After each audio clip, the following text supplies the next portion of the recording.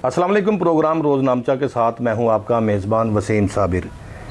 जिस तरह से मैं रोज़नामचा प्रोग्राम में अमूमन लोगों की अच्छाइयाँ और लोगों की बुराइयाँ भी दिखाता हूं। जो अच्छा है उसको दिखाते हैं, जो बुरा है उसको भी दिखाया जाता है। और देखने में आया है कि जो बुरा होता है वो बुरा मान जाता है, जो अच्छा होता है वो शुक्रिया अदा करता है। तो हमारा काम है कि हम अच्छे को अच्छा और बुरे को बुरा कहें भी और दिखाएं भी, क्योंकि बुरा देखना और बुरा सुनना ये दोनों समझने के अगर आप इसकी गवाही नहीं देते तो आप भी उन्हीं के साथ मुलविस हैं और गुनाहगार हैं। ख़ासकर देखने में आता है कि लाहौर में तेज़ रफ्तार गाड़ियाँ लोगों के लखते जिगरों को जो है वो चीरती हुई गुजर जाती हैं।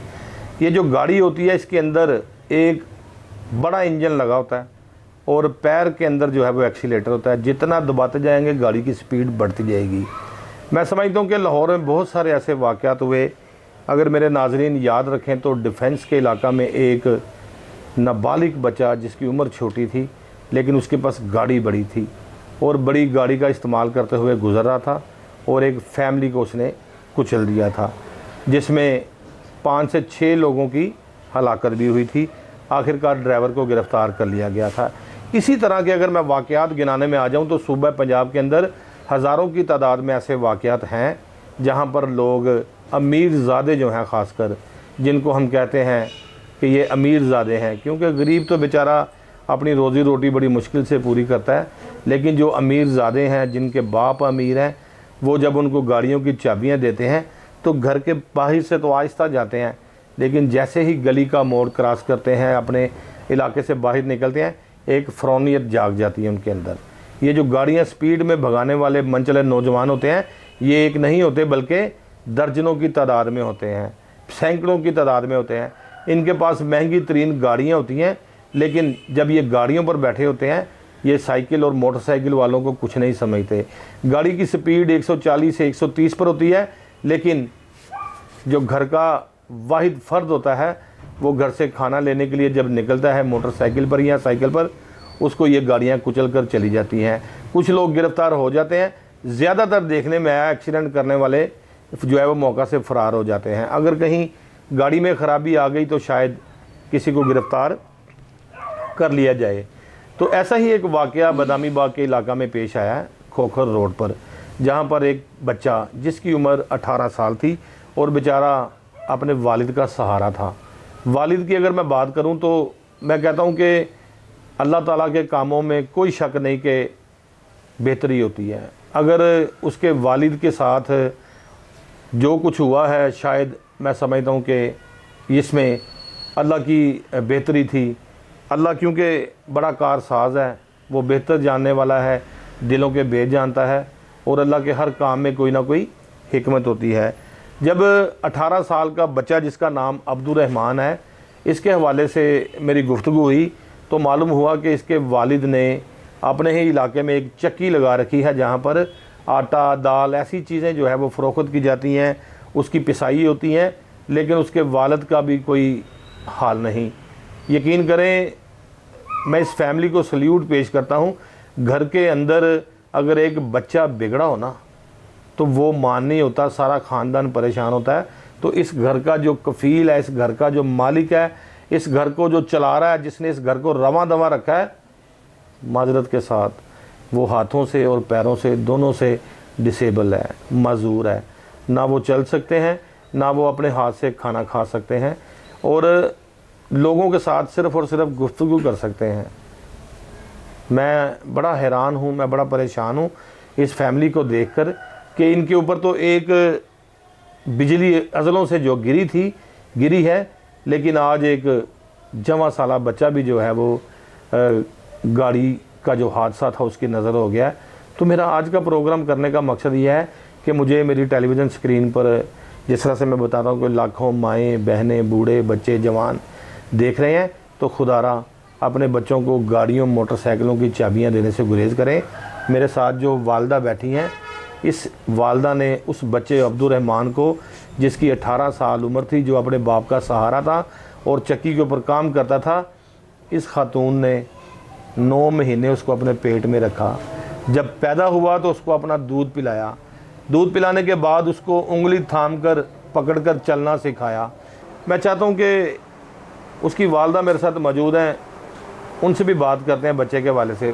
बाजी अस्सलाम वालेकुम। वालेकुम सलाम। बाजी, मैं आपका दुख दर्द समझ सकता हूँ, आपकी कपकपाती आवाज़, आपका चेहरा, आपकी आंखें और आपका कांपता हुआ जिस्म इस बात की गवाही देता है कि आपके जिगर का गोशा अब इस दुनिया में नहीं रहा, जिसको आप भूल नहीं पा रही। और सारी रात उस बेड को, उस चारपाई को, उस कुर्सी को देखकर आपकी जान निकलती है, जहाँ पर रात को आपका बच्चा आकर बैठकर मोबाइल के साथ कोई गेम खेल रहा था, कोई मैसेज करता था। आज वो चेयर भी खाली है, आज वो बेड भी खाली है, आज वो चारपाई भी खाली है जहाँ पे अब्दुर्रहमान सोता था। तो दिलों को हौल पड़ रहे होंगे, क्योंकि अब अब्दुर्रहमान खूबसूरत नौजवान, उसकी तस्वीर भी आप साइड पर देख रहे होंगे, बड़ा खूबसूरत नौजवान जो अब इस दुनिया में नहीं है। वालदा की जानिब चलते हैं, उनसे बात करते हैं। माँ जी, क्या कहेंगे बच्चे के हवाले से? मेरे पास तो अल्फाज ही नहीं है, तो आप क्या कहेंगी? आपका जो लख्ते जिगर था उसके हवाले से बताएं कि आपके सबसे पहले कितने बच्चे हैं, कितनी बच्चियां हैं, और ये कौन से नंबर पर था? मेरे 4 बेटे थे, 1 बेटी, ये चौथे नंबर पे था। ठीक है। एक इससे छोटा, मेरे खामन चल नहीं सकते। आपके खामन का मैंने हाल देखा है, मैंने वो बेचारे वॉशरूम भी नहीं जा सकते। मनते मुरादों से लिया था।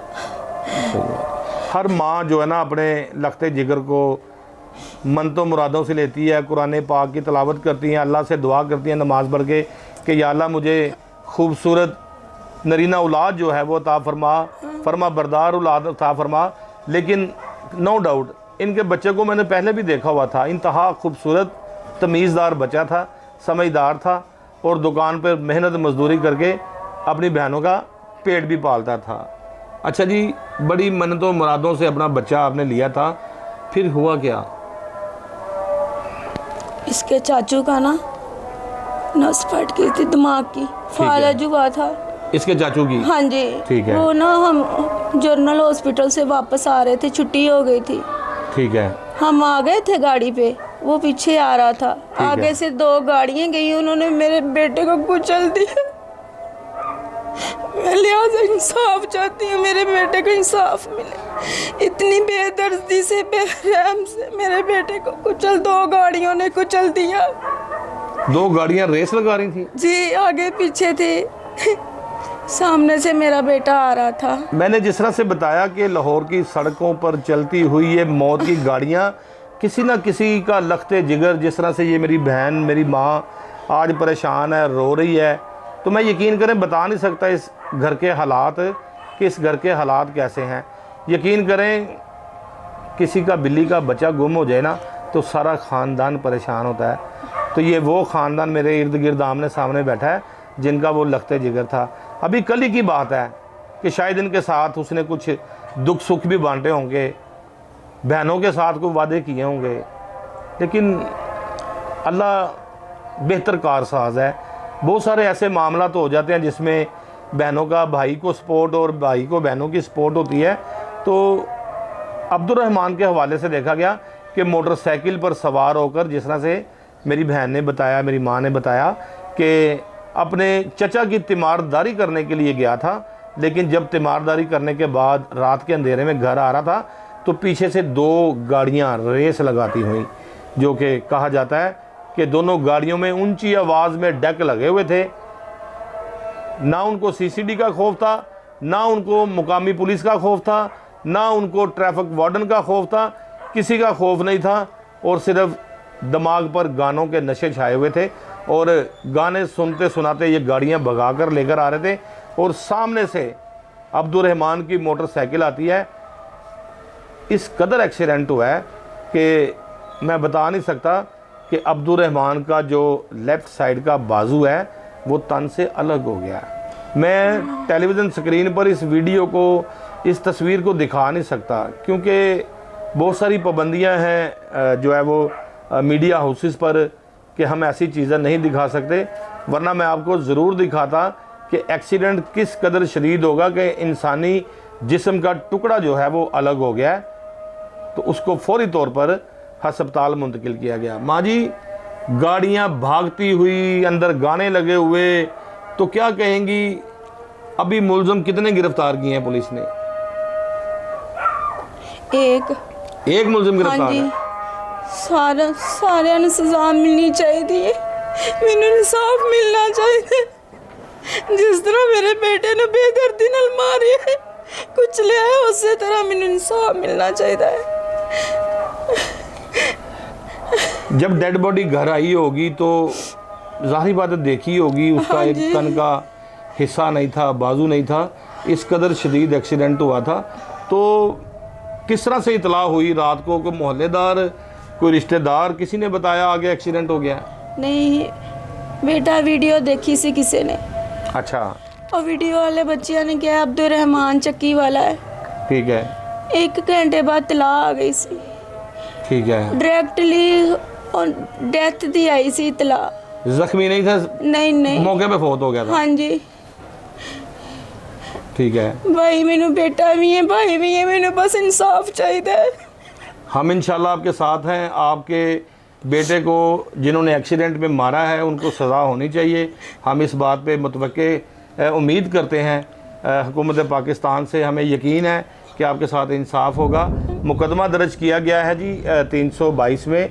हादसाती जो है वो इसको मुकदमा कहते हैं। अगर उसके पास लाइसेंस नहीं होगा तो उसको 321 321 में कन्वर्ट किया जाएगा, क्योंकि अभी उसने इंकशाफ किया था कि उसका लाइसेंस नहीं है। लेकिन उसकी फैमिली मेम्बरान कह रहे हैं कि अभी बहुत सारे ऐसे कानूनी तकाज़ात हैं जो पकड़े जाने के बाद पूरे किए गए हैं। जिस तरह से लाइसेंस दोबारा तैयार करवाया गया है, वो असल है या नकल है, उसका तो फैसला बाद में होगा कि उसकी जांच पड़ताल की जाएगी कि लाइसेंस कहाँ से बनाया गया है, ये असल है या नकल है। लेकिन फ़िलहाल जब नौजवान गाड़ी चला रहा था उसके पास कोई भी ऐसा लाइसेंस या इजाज़तनामा मौजूद नहीं था कि वो गाड़ी चला सके, क्योंकि वो लर्निंग लाइसेंस उसके पास था। और वो गाड़ी लर्निंग जो लाइसेंस रखने के होते हैं मालकान, उनका काम होता है 10 से 20 की स्पीड पर जो है वो गाड़ियाँ मोटरसाइकिल चलाना, ताकि अभी वो पूरी तरह से ड्राइवर नहीं होते। लेकिन अगर देखा जाए तो गाड़ी जो है वो लर्निंग लाइसेंस पे चलाई जा रही है, लेकिन उसकी स्पीड जो है वो 120 की है। मैं ये समझता हूँ कि इंसानी जिस्म का टुकड़ा तन से अलग करना एक बड़ा ज़ोर का काम है। और अब तक कितना गाड़ी का ज़ोर लगा होगा, किस कदर शदीद एक्सीडेंट होगा कि अब्दुल रहमान का बाजू तन से अलग कर दिया गया है। उसको फौरी तौर पर जो है वो मुकामी अस्पताल मुंतकिल किया गया था, जहाँ पर वो ज़ख्मों की ताब ना लाते हुए दम तोड़ गया था। डॉक्टर से मेरी बात हुई थी तो डॉक्टरों का कहना है कि जब अब्दुल रहमान को अस्पताल लाया गया था उस वक्त उसकी सांस नहीं चल रही थी, मौका पर इसकी ये डेथ हो गई थी, क्योंकि एक्सीडेंट इस कदर शदीद था कि बचने के कोई चांसेस भी मौजूद नहीं थे। उसका जो पोस्टमार्टम करवाया गया, पोस्टमार्टम के बाद डेड बॉडी जो है वो वर्सा के हवाले की गई। माँ जी, फिर एक बार आपकी तरफ वापस आऊँगा। जिस तरह से डेड बॉडी, सबसे पहले मुझे बताएं कि जब पता चला कि बच्चे के एक्सीडेंट हो गया तो एक माँ के दिल में, मैं तो देखें मेरे सीने में तो वो माँ वाला दिल नहीं है। माँ वाला दिल तो अल्लाह ताला ने आपको दिया हुआ है। और मैं समझता हूँ कि अल्लाह ताला को इस बेटियाँ बड़ी पसंद हैं, ख़वातीन बड़ी पसंद हैं, क्योंकि ये बड़ी बावफा होती हैं।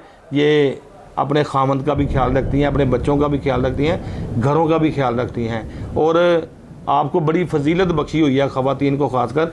जब मालूम हुआ कि बच्चे का एक्सीडेंट हो गया, जाग रहे थे, सो रहे थे, या एकदम से घर में बुछार पैदा हो गया, क्या हुआ? मैं चाहता हूं कि मेरे नाजरीन को इस हवाले से थोड़ा सा क्लियरली बताएं कि जब आपको मैसेज मिला था बच्चे के एक्सीडेंट का तो फिर क्या सिचुएशन थी आपकी? बेटा हम बैठे हुए थे, बातें कर रहे थे, ठीक है। पता नहीं क्यों सुकून नहीं था, दिल में खलबली थी एक। जी। फिर बस किसने बताया आपको? बेटा 2 बच्चे आए सी, उन्होंने दसिया। दरवाज़ा खटखटाया? हाँ जी। किसने दरवाज़ा खोला था? बड़े बेटे ने, मेरे ने। ठीक है, क्या बताया बड़े बेटे ने?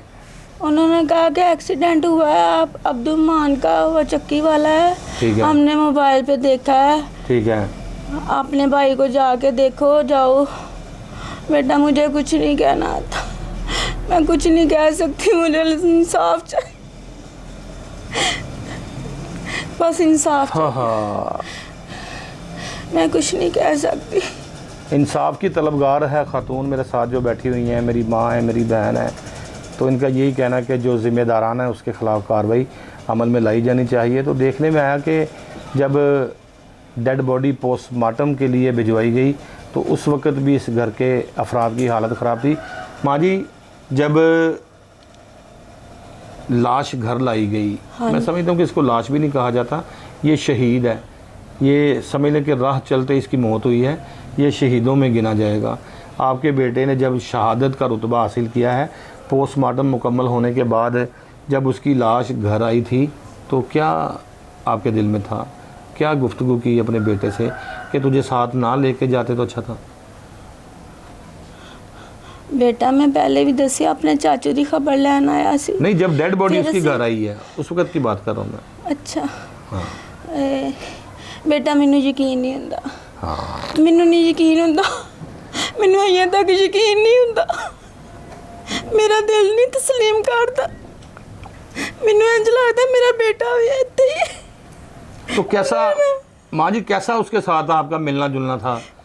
जाती बार कभी कह के गया था मैं आ रहा हूँ, मैं जा रहा हूँ, मैं दोस्तों के साथ हूँ, मैंने ये ईद पे कपड़े पहनने हैं, कोई प्लान बनाया हो कि ईद पे हमने बकरा लेना है, कोई ऊँट लेना है, कोई बच्चा लेना है, कोई ऐसी गुफ्तगू, कोई ऐसी बातें उसकी आपको याद हो? नहीं, हम सलाह कर रहे थे कि अब्दुर्रहमान के साथ ना बैठ के मेरे बड़े बेटे ने किया सी कि असी जाना है कुर्बानी लैन, 1-2 दिनों तक चाचू घर आ जाएंगे ना, असी चाचू नहीं लैके घर आए सी, ठीक है, चाचू घर आ जाएंगे ना असी फिर कुर्बानी लैन जाना। ठीक है, जो अब्दुर्रहमान की खबर आई सी उस तो 1 घंटा पहले उनके चाचू घर आए सी, ठीक है, असी कुर्बानी लैन जाना सी, उस तो बाद उस तो दूसरे दिन असी लैके आनी सी। ठीक है। हाँ हाँ, मैं बता नहीं सकता कि घरों के मामलात किस तरह से चल रहे हैं अब। खैर, मैं चाहूँगा कि घर के किसी दूसरे फ़र्द के साथ भी बात करते हैं। उसकी बहनें भी मेरे साथ यहाँ पर मौजूद हैं और मैंने जिस तरह से बताया कि जो बहनें होती हैं ना वो बड़ी प्यारी होती हैं अपने भाइयों की, तो मैं चाहूँगा कि घर के दीगर अफराद से भी बात कर लेते हैं। मौजूद हूँ उसी घर के अंदर, लेकिन मेरे साथ मेहमान तब्दील हो गया है। पहले घर की मालकिन थी मेरे साथ, जो कि बच्चे की वालदा थी, क्योंकि जो वालद और वालदैन होते हैं असल घरों के सरबरा यही होते हैं। आपने अमूमन देखा होगा कि कोई भी औलाद जब बाहर से घर में दाखिल होती है तो सबसे पहले उसकी ज़ुबान पर यही लफ्ज़ होता है, अम्मी किथे वे, यानी कि अम्मी की इस कदर जो है वो घरों के अंदर कदर होती है, इससे आगे किसी की कदर नहीं होती। और मैं कहता हूँ कि जो माँ बाप की कदर करता है वो दुनिया में सुरखरू हो जाता है, वो दुनिया में कामयाबियाँ हासिल करता है, और मरने के बाद वालिदैन की खिदमत करने वाला सीधा जन्नतुल फरदौस में जाता है और वो जन्नत में रहने का हकदार भी होता है। तो वालिदैन की खिदमत करनी चाहिए। जिस तरह से वालिदा ने मेरे साथ गुफ्तगू की, उनका कहना था कि मुझे सिर्फ़ और सिर्फ इंसाफ चाहिए, क्योंकि मेरा बच्चा मोटरसाइकिल पर जा रहा था और बड़ा नादान बच्चा था। मैंने बताया 18 साल इसकी उम्र थी, अब्दुर्रहमान इसका नाम था। अब मेरे साथ उसका वालिद मौजूद है। जिस तरह से देख सकते हैं कि टांगों से और हाथों बाजुओं से ये मोहताज है और इसका बाकायदा तौर पर कोई ऐसा सलूशन नहीं निकाला जा सकता कि ये अपने कदमों पे चल सके, क्योंकि डिसेबल है। ये ना व्हील चेयर पर चल सकता है। मैंने अमूमन देखे हैं जो टांगों से माजूर होते हैं वो व्हील चेयर का इस्तेमाल करके भी अपने मामलात ज़िंदगी गुजार लेते हैं, लेकिन इनके साथ एक पक्का बंदा जो है वो होता है। कभी इनका बेटा इनके बाजू बन जाता है, कभी इनका कोई भांजा, कभी भतीजा, कभी कोई ना कोई रिश्तेदार इनका जो है वो बाजू बन के इनके साथ चलता है। ये अकेले कहीं भी नहीं जा सकते। मैं समझता हूँ कि एक बड़ी अज़ियत की ये ज़िंदगी गुजार रहे थे, लेकिन इस बात की खुशी है कि जैसी भी ये ज़िंदगी गुजार रहे थे, इनकी ज़ुबान पर हर वक्त यही होता है, या अल्लाह तेरा शुक्र है। मैं समझता हूँ कि इस हालात में भी ये बंदा अल्लाह का शुक्र अदा कर रहा है। तो मेरी दुआ है, जो मुझे देख रहे हैं वो भी इनके लिए दुआ करें कि अल्लाह ताला इनकी मुश्किलातें हल कर दे, अल्लाह ताला इनकी मुश्किलातें ख़त्म कर दे, अल्लाह ताला इनकी मुश्किलातों का ख़ात्मा कर दे।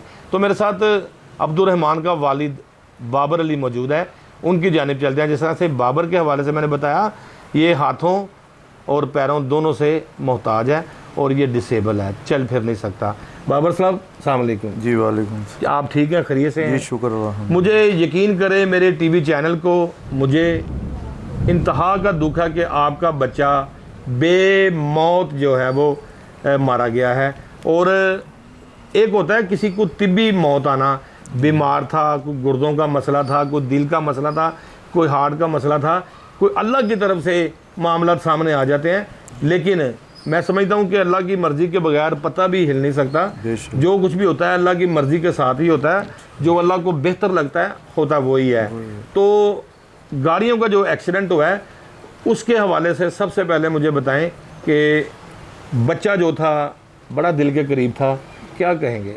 जी वो मेरे पास था, मेरे साथ काम करता था, रोज़ी रोटी कमाता था, मेरे रोज़ी रोटी का ज़रिया बना हुआ था। अच्छा, वो साथ काम करता था जी आपके ना? जी चक्की पे काम करता था। ठीक है। तो लिहाजा मेरे साथ जो भी हुआ है ना, किसी दुश्मन के साथ भी ना हो। मैं समझता हूँ कि मेरे नाजरीन को बतौर वालिद इस चीज़ का मैसेज दें, अब्दुर्रहमान दुनिया से चला गया, उसने वापस नहीं आना। लेकिन जो टेलीविज़न स्क्रीन पर नौजवान मोटरसाइकिलें सड़कों पर भगाते फिर रहे हैं, गाड़ियाँ भगाते फिर रहे हैं, जो अपने वालिदैन का माल उड़ाते फिर रहे हैं पेट्रोल की सूरत में, तो उनके लिए इस बात का, इस प्रोग्राम का मकसद मकासद ये होना चाहिए कि उनको हमारा मैसेज वहाँ तक जाए। आप बतौर वालिद क्या कहेंगे? बच्चे के साथ आपके मिलन मिलाप बिल्कुल ठीक थे? जी कितना खर्चा लेता था, किस तरह की वो बातें करता था? क्योंकि वालिदैन के साथ औलाद अपना दुख दर्द भी बांट लेती है। जी, जी। मैंने ये करना है, वो करना है। तो फौत होने से पहले, शहीद होने से पहले जब मुलाकात होती थी या हुई है, तो कौन सी बात ऐसी है कि आप समझते हैं कि मेरे दिल से निकल नहीं रही? उसकी कोई भी बात ऐसी नहीं होगी जो मेरे साथ की हो जो मेरे दिल से निकल जाए। हर चीज़ दिल में रखी जी हुई है। दिल में रखी हुई है।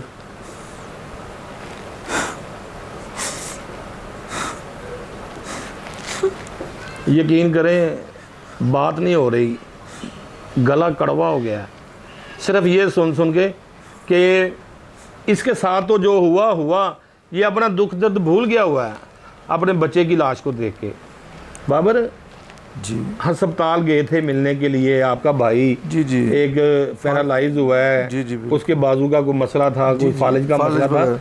तो फिर आप साथ थे या ये फैमिली साथ थी कि क्या हुआ वापसी पे? जनरल हॉस्पिटल से आ रहे थे, ठीक है। ये हमारे साथ साथ था। आप मुझे गाड़ी पे थे? जी ठीक है, वो रेंट की गाड़ी थी, उस ठीक पे है। हम फैमिली पूरी आ रहे थे। ठीक है, हम आगे आ गए ठीक है, तो दो गाड़ियां हमारे पास से गुजरी हैं, एक वाइट थी और एक हल्के कलर स्लेटी रंग की थी। ठीक है। तो वो इतनी स्पीड से थी कि हमारे सर्विस रोड पे जी जी के रिंग रोड के नहीं ऊपर? नहीं सर्विस रोड पे। अच्छा, सर्विस रोड हाँ पे जी। तो गाड़ियों की स्पीड ही 20 30 40 होनी जी जी चाहिए। नहीं, उसकी इतनी स्पीड थी कि उन लोगों ने डेक लगाए हुए थे ठीक है। और ऊपर से ना वो खोली हुई थी, खिड़की वगैरह ऊपर लगी होती गाड़ी अच्छा, की। सनरूफ खोला जी हुआ जी था। खोला हुआ था, उसके ऊपर खड़ा भी हुआ था एक बंदा। ठीक है। तो इतने मस्ती में थे, इतनी मस्ती में मैं बाबर आपकी तरफ दोबारा आऊँगा। जी। ऐसे सनरूफ का खोलना, फिर उसके अंदर खड़ा होना, सिगरेट पीना, ऊंची आवाज़ में गाने लगाना, ये आपे से बाहर होने की निशानियां हैं जी, ऐसे कि आपे से वो बाहर था, तो इसलिए सनरूफ खोला हुआ था। वरना अच्छे समझदार पढ़े लिखे जो ड्राइवर हैं उनका तरीकाकारी ये है कि 30 40 50 की स्पीड पे गाड़ी ड्राइव की और हर चीज़ को लेफ़्ट राइट स्ट्रेट बैक देखा और ड्राइविंग की, खुद भी महफूज और राह चलते लोग भी महफूज। तो इस तरह से ये जिस तरह से बाबर बता रहा है कि उसने सनरूफ भी खोला हुआ था, उसके शीशे भी गाड़ी के जो है वो डाउन किए हुए थे, सिगरेट पीना, ऊंची आवाज़ में गाने लगाना। तो बाबर जब दो गाड़ियां निकली हैं, जिस तरह से बताया कि सनरूफ भी खुला हुआ था, दीगर विंडोज़ भी डाउन थे, जी जी ऐसे गाने ऊंची आवाज़ में लगाए हुए थे, तो फिर क्या हुआ? हम तो घर आ गए ना। ठीक है, हम घर आ गए, एक भांजा था मेरा, उठा के ऊपर घर छोड़ गया मुझे। ठीक है। तो बाद में ना हम आपस में बातें करने लगे। कौन कौन? जी फैमिली पूरी, ठीक है, कि भाई को ले आए हैं, उसका कोर्स करवाएंगे वगैरह वगैरह ठीक जो है। भी। तो हम बातें कर ही रहे थे, तो एक ना दरवाज़ा खटका बाहर से। बाहर से? जी कितने बजे का टाइम था? तकरीबन 1:00 का टाइम था। ठीक है, तो दरवाज़ा खटका, जब दरवाजे खोलने के लिए मेरा बड़ा बेटा गया, तो हम तो आपस में बातें कर रहे थे, एकदम उसने ऊपर आकर के बाहर भाई लोग आए हैं कोई दो। ठीक है, तो उन लोगों ने कहा अब्दुर्रहमान, हमने मोबाइल के ऊपर देखा है, हाँ। उसकी डेथ हो गई। अच्छा, जो डायरेक्टली बताया? जी जी। तो हम इतने को परेशान हो गए, इतने परेशान, पहले यकीन ही नहीं आया। ना हमको। फिर भी हम ये बेटे को भेजा, जाओ जाके देखो। बेटे को जब जाके देखा तो उधर से ये तो उठा के 15 नंबर वाली गाड़ी नहीं होती जो, उधर उसके ईदी वाली, उस पर उठा के ये ले गए। तो मैंने पीछे से देखा तो वो एक बंदा कह रहा था जी ये रानी चौक से भी गुजरे हैं और शादबाग अंडरपास से चढ़े हैं। ठीक है। उधर भी इन लोगों ने हल्ला गुला किया है चौक पे। ठीक है।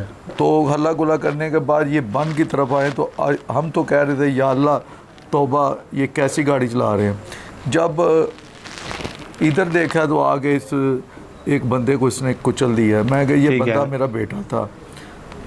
तो उसके बाद गहराम मच गया। तो ना मुझे अपने आप की होश रही, ना मुझे पता चला। फिर जब पता चला जी वो सर्द खाने में लाश उन लोगों ने रख ली है, तो बस मुझे सदका तारी हो गया, मुझे अपने आप की होश नहीं रही। सही बात है। तो बस ये मामला था। मैं तो यही कहूँगा कि बेटा कोई भी इंसान को अदना ना समझो, किसी के लिए वो बहुत कीमती होता है। क्योंकि वो मेरे लिए बहुत कीमती था। सही कह रहे हैं, सही कह रहे हैं, सही कह रहे हैं। मैं इस बात को मानता हूँ कि वो आपका सहारा था, आपके साथ काम करता था, आपके दुख दर्द का वो साथी था। बेशक। सही बात है। बस मेरे पास कोई और अल्फाज नहीं है, मुझे यही अल्फाज मेरे लिए बहुत एक में मेरा सहारा था बस। बाबर, मैंने जिस तरह से बताया अब्दुल रहमान तो इस दुनिया से चला गया, जी जी, वापस नहीं आना। जी जी। लेकिन लाखों की तादाद में अब्दुल रहमान के वालिदैन तुम्हें मेरी टेलीविज़न स्क्रीन पर देख रहे हैं। जी जी। ये जो लड़के देख रहे हैं मुझे, ये भी गाड़ियाँ भगाते हैं। जी जी। ये जो लड़के मुझे देख रहे हैं ये भी वन व्हीलिंग करते हैं। जी जी, ये जो मुझे देख रहे हैं ये भी गोलियाँ चलाते हैं। जी जी। हवाई फायरिंग करते हैं। जी जी। जो आपके दिल पे बीत रही है ना, मैं हरगिज़ नहीं चाहूँगा किसी माँ के, किसी बाप के दिल पे ऐसी बीते। क्या नौजवान नस्ल के लिए मैं तो यही कहूँगा कि जब किसी के बाप के हाथों में उसके बेटा फोत हो जाए ना, दुनिया का सबसे मुश्किल तरीन काम है। जी जी, किसी के कंधे के ऊपर अपनी जवान औलाद को जो है वो तो यकीन जाने उसकी दुनिया उजड़ जाती है। तो मेरा तो इन यंग लोगों से यही मैसेज है कि बेटा खुदाया जीगे जिंदा माँ बाप को ना मारो। सही बात। मैं तो यही कहूँगा, इससे बढ़कर कोई अजियत नहीं है कि किसी का बेटा।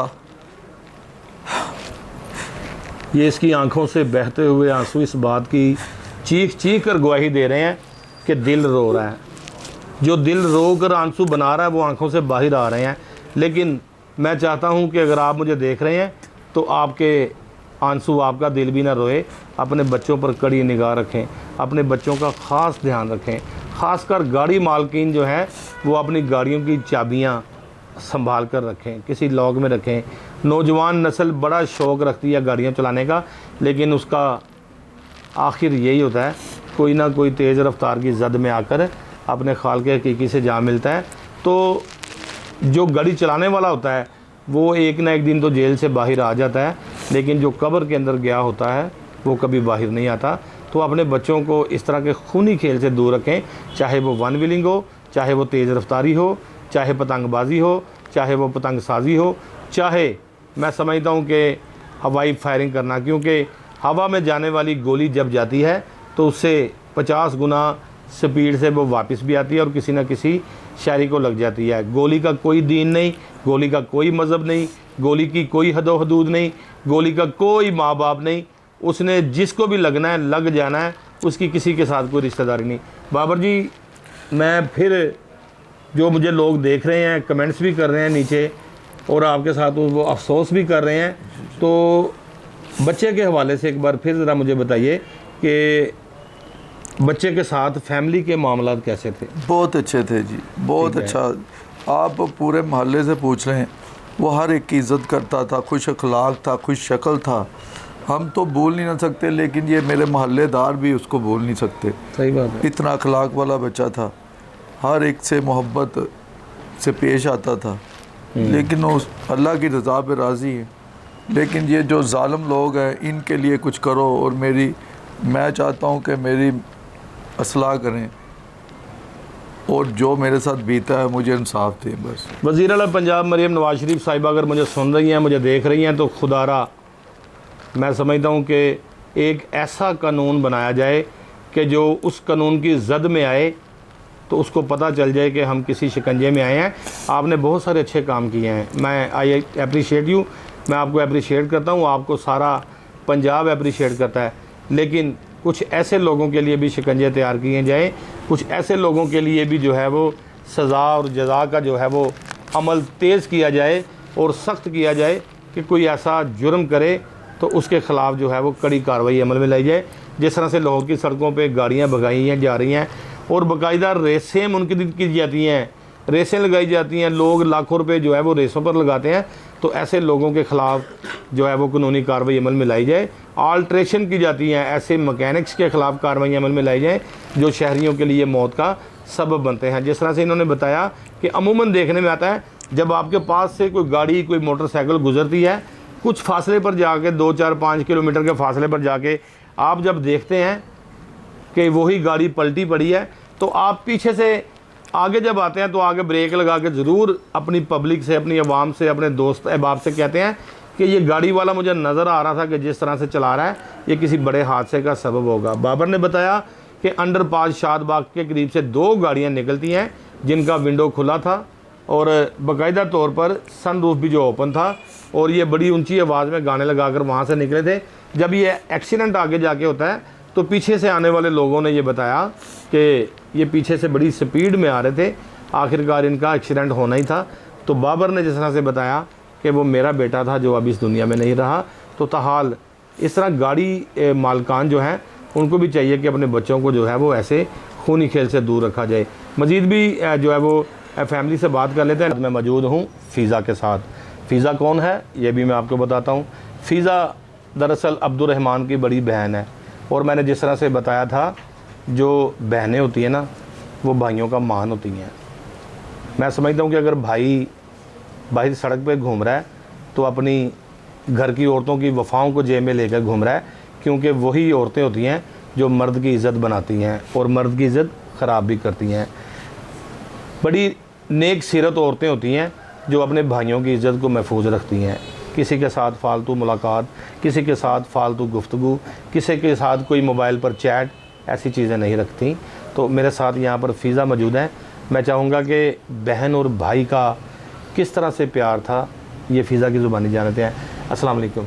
वालेकुम अस्सलाम। फ़ीज़ा थोड़ा सा ऊंची बोलना ताकि मेरे नाज़रीन को इस बात का इल्म हो जाए कि एक बहन बड़ी, मैं समझता हूँ कि जो बड़ी बहनें होती हैं ना वो छोटी बहनों की, छोटे भाइयों की माँ की मानद होती है, क्योंकि बड़ा होना बड़ी बात होती है। तो अल्लाह ताला ने आपको एक ऐसा रुतबा दिया है कि आप बड़ी हैं, और अब्दुर्रहमान छोटा था। तो मुझे इस बात का भी 100% यकीन है अब्दुर्रहमान जब कोई गलती करता होगा तो तुम उसको इस तरह से डांटती होगी जिस तरह से तुम इसकी वाकई माँ हो। तो क्या कहोगी, भाई अब इस दुनिया में नहीं रहा, मुझे पता है, दिल में बड़ी परेशानी है, तो कैसे भाई के साथ मामला जा रहे थे? मेरा सबसे खूबसूरत और बहादुर भाई था, कोई शक नहीं। उसने हम सबको संभाल के रखा था। अभी तक हम इस बात को तस्लीम नहीं कर रहे कि वो चला गया। समझ नहीं आ रही, दिल गवाही नहीं दे रहा, दिमाग मान नहीं रहा कि कल की बात है मुलाकात हुई थी, कल की बात है इकट्ठों ने मिलके बर्गर भी खाया, बोतल भी पी और शवारमा भी खाया। तो इस बात को लेकर दिल यकीन नहीं करता फिर। लेकिन बहुत गलत हुआ है, बहुत ज़्यादा गलत हुआ है। मैं कहती हूँ कोई बहन इस तरह नहीं देख सकती अपने भाई को, सही बात। जिस तरह मैंने देखा। मैंने बहुत बड़ा जिगरा करके अपने भाई की हालत को देखा। मैं बेटा समझ सकता हूँ। उसको छोटी सी चोट लगती थी तो हम टेंशन में आ जाते, उसको इतने दर्दनाक तरीके से उन्होंने सही बात है। नहीं, मैंने उसकी तस्वीर मोबाइल पर देखी थी तो मैं बड़ा एक शौक में चला गया था कि हुआ क्या है। तो फ़ीज़ा भाई से मुलाकात आखिरी कब हुई थी? वहीं पे हुई थी। अस्पताल में? जी, उसने हमें अपने हाथों से गाड़ी में बिठाया था।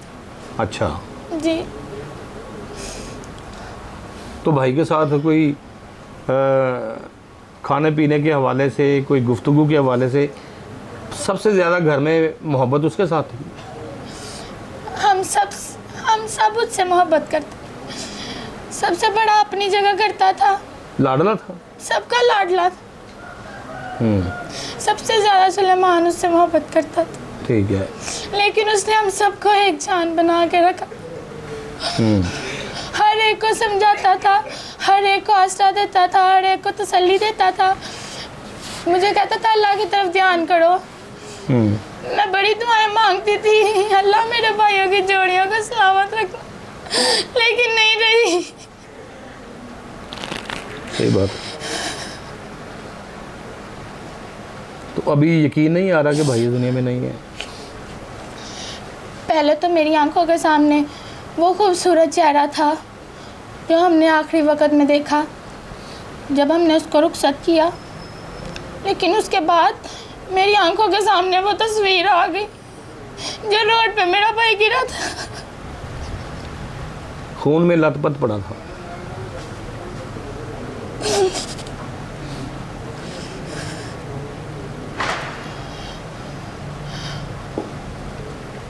अल्लाह ताला जन्नतुल फरदौस में उसको आला मुकाम अता फरमाए। जिस तरह से घर वालों का वो प्यारा था, घर वालों के साथ मोहब्बत करता था। ये देखें, ये ख़ुद बेचारी रो रो के कह रही है कि बड़ा प्यारा था, भाइयों का बड़ा प्यारा था। और उसका जो वालिद था उसकी भी आपने बात सुनी।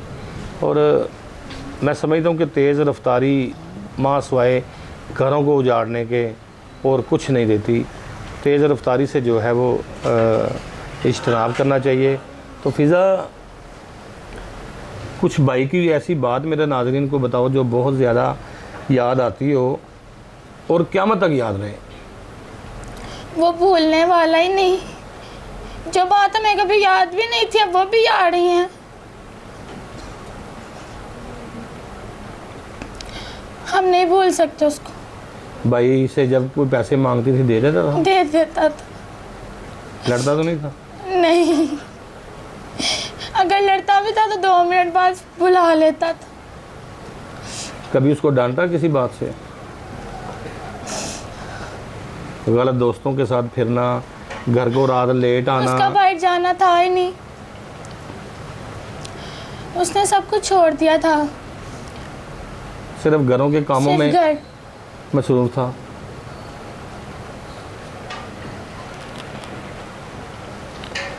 अभी क्या कहना चाहती हो? क्या पुलिस साथ दे रही है? नहीं, 3 दिन हो गया मेरे भाई को, वो इस दुनिया से चला गया। अब तक सब कुछ हो जाना चाहिए था, लेकिन कुछ भी नहीं हो रहा। पुलिस भी उनका साथ दे रही है। मैं कभी माफ नहीं करूंगी। हमने अपने भाई को ऐसे हाथ भी नहीं लगाया। वो तबूत में ही आया और वैसे ही चला गया। लेकिन मैंने उससे वादा किया था, हम तुम्हें इंसाफ दिलाएंगे। अब्दुल मान से? जी। और हमने रोज़े महशर उससे मिलना है। और हमने ये नहीं सोचना कि वो हमारा गिरेबान पकड़ेगा। हमने उस बात फख्र से कहना है कि हमने तुम्हें इंसाफ दिलाया था। हम इंसाफ दिला के रहेंगे। हम सिर्फ पूरी फैमिली एक दूसरे से आंखों में आंखें नहीं डाल रहे। पुलिस का रवैया क्यों नहीं तुम्हारे साथ ठीक? तुम्हारी फैमिली के साथ क्यों नहीं ठीक? क्या कहती है पुलिस? वो कह रहे हैं ये आपका काम नहीं है। मेरे पापा अगर कहते हैं सेफ सिटी कैमरास चेक करवाएं, वो कहते हैं ये आपके काम नहीं है। ठीक है। जो कुछ कर रहे हैं हम खुद कर रहे हैं। मेरे पापा, मेरे भाई, मेरे कज़न्स, मेरे अंकल सारे मिल के कर रहे हैं। जो काम पुलिस को करना चाहिए था वो ये कर रहे हैं। ठीक है।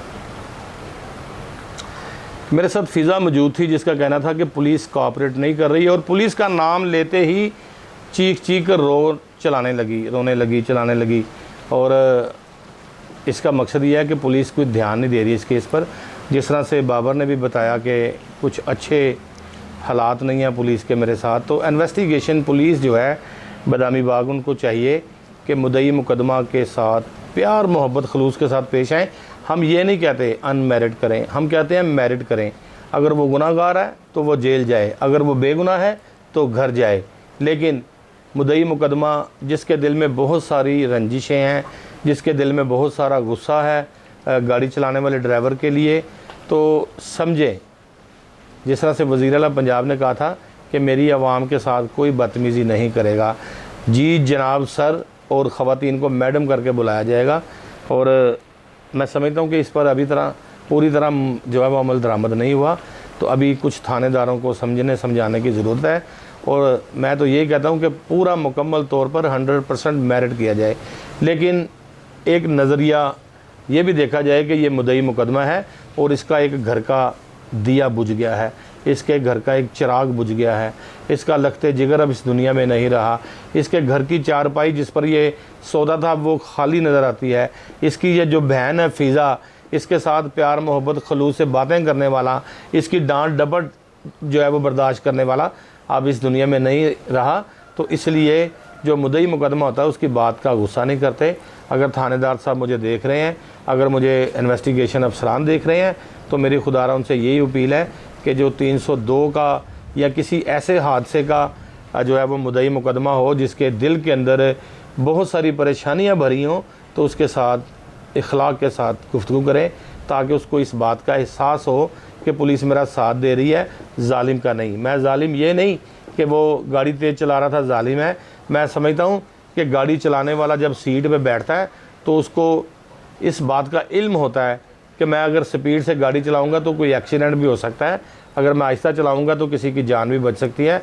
तो इसलिए गाड़ियों का जो सफ़र है उसको बिल्कुल जो है वो इज्तनाब करें तेज़ रफ्तारी से, और अपने ख़ानदान की, अपने बहन भाइयों की और राह चलते लोगों की इज़्ज़तों का और उनकी जानों का जो है वो बचाव किया जाए, ताकि आइंदा से हर माँ बहन जिस तरह से जो है वो फ़िज़ा रो रही है, कोई आपको खुशहाल नज़र आए, कोई इस तरह से रोती हुई नज़र ना आए। जिस तरह से इन्होंने बताया कि रोज़े क़यामत वाले दिन हम उसका जो है वो उसके साथ गुफ्तगू करेंगे और बताएंगे कि हमने आपका बदला लिया है, माफ़ किसी सूरत नहीं किया जाएगा। मेरा आपसे आखिरी क्वेश्चन है कि अगर गाड़ी चलाने वाले के वालिदैन अपने बच्चे, अपनी फैमिली लेकर आपके घर माफ़ी के लिए आएँ तो क्या कहेंगे आप? नहीं माफ़ करूँगी मैं कभी भी नहीं माफ़। मुझे पता है उन्होंने देखना है, लेकिन उनकी छोटी सी गलती ने हमारी सारी ज़िंदगी बर्बाद कर दी। सही बात है, नहीं माफ़ करना। वो बेकसूर था, वो मासूम था, वो बेगुनाह था। अल्लाह ताला की तरफ से आती तो हम बर्दाश्त कर लेते, ये बात मैंने लेकिन इतनी दर्दनाक तरीके से सिसक के आखिरी टाइम में हम उसके पास नहीं जा सके, हम उसको हाथ नहीं लगा सके। मेरे साथ फ़िज़ा मौजूद थी, प्रोग्राम में भी बड़ी दुश्वारी हो रही है करने में, क्योंकि इसके आंसू देखे नहीं जा रहे, इसके वालिद के आंसू देखे नहीं जा रहे, इसकी वालदा के आंसू देखे नहीं जा रहे। ये बड़ा घर में जो है वो एक हराम मचा हुआ है, और ये इनका यही कहना है कि जो गाड़ी चलाने वाला ड्राइवर है उसको जो है वो सख्त सज़ा दी जाए, ताकि आइंदा लोग अपनी गाड़ियों का सही इस्तेमाल करें। आइंदा प्रोग्राम रोज़नामचा के लिए अपने मेज़बान वसीम साबिर को इजाज़त दीजिए। सेम वक्त सेम टाइम इंशाल्लाह आपसे फिर मुलाकात होगी। अपना बहुत सारा ख्याल रखिए। क्या कहेंगी फ़िज़ा? मैं हाथ जोड़ के गुजारिश करती हूँ कि मेरे भाई को इंसाफ दिलाएं। जिस तरह मैंने अपना भाई खोया, उस तरह कोई बहन अपना भाई ना खोए। जो भी मेरी ये देख रहे वो हमारे साथ स्टैंड करे, वज़ीर आज़म तक ये बात पहुँचाएं, मेरे भाई को इंसाफ मिलना चाहिए। ये फ़िज़ा की आवाज़ ईवानों तक जा रही है, और हुक्मरानों को भी चाहिए कि इसकी जो गुजारिश है हाथ बांध कर की है उसको जो है वो सर आँखों पर रखा जाए, और इसकी जो गुजारिशात है उसको पूरा किया जाए और इनको इंसाफ दिया जाए। फिर इंशाल्लाह अगले प्रोग्राम में मुलाकात करेंगे। अपना ख्याल रखिए। अल्लाह हाफ़िज़।